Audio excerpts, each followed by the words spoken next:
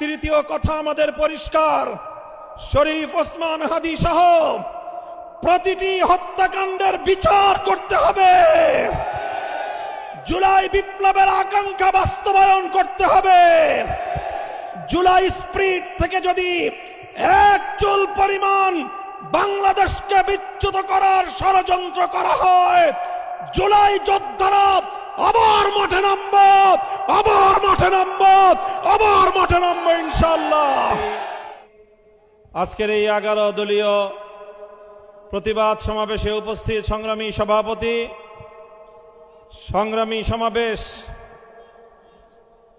আমরা আশা করেছিলাম বহু রক্ত, জীবন, অনেক অশ্রু আর ঘামের বিনিময়ে অর্জিত জুলাই বিপ্লব পরবর্তী বাংলাদেশের মানুষ তাদের ব্যালটের অধিকার ফিরে পাবে।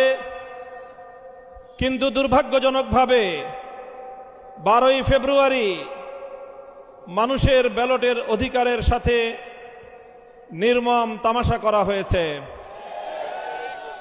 সারাদিন শান্তিপূর্ণ নির্বাচনের প্রকাশ্য নাটক সাজিয়ে সন্ধ্যার পর থেকে সূক্ষ্ম ইঞ্জিনিয়ারিংয়ের মাধ্যমে টার্গেটকৃত ব্যক্তিদেরকে জাতীয় সংসদে যাওয়ার পথে প্রতিবন্ধকতা সৃষ্টি করা হয়েছে।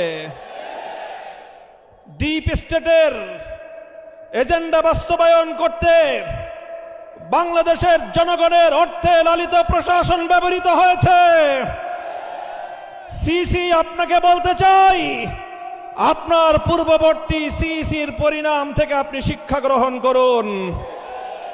আমরা যে আপত্তি জানিয়েছি, সঠিক তদন্তের মাধ্যমে জনগণের ব্যালটের অধিকার যদি ফিরিয়ে না দেন, বাংলার মানুষ জোর করে তাদের অধিকার কেড়ে নেবে ইনশাআল্লাহ।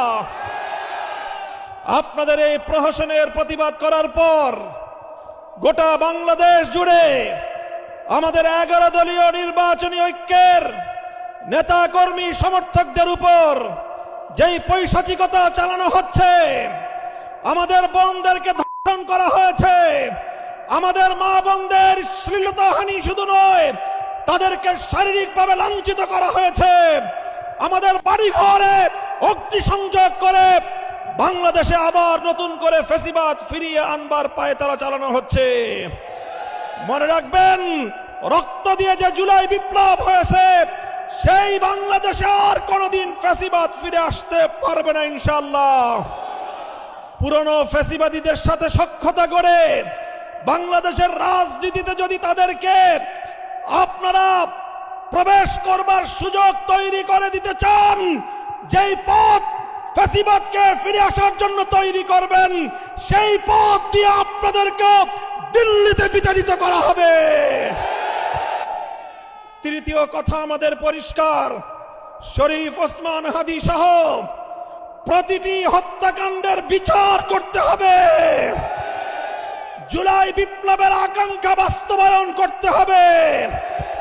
জুলাই স্পিরিট থেকে যদি এক চুল পরিমাণ বাংলাদেশকে বিচ্যুত করার ষড়যন্ত্র করা হয়, জুলাই যোদ্ধারা আবার মাঠে নামবো, আবার মাঠে নামবো, আবার মাঠে নামবো ইনশাআল্লাহ।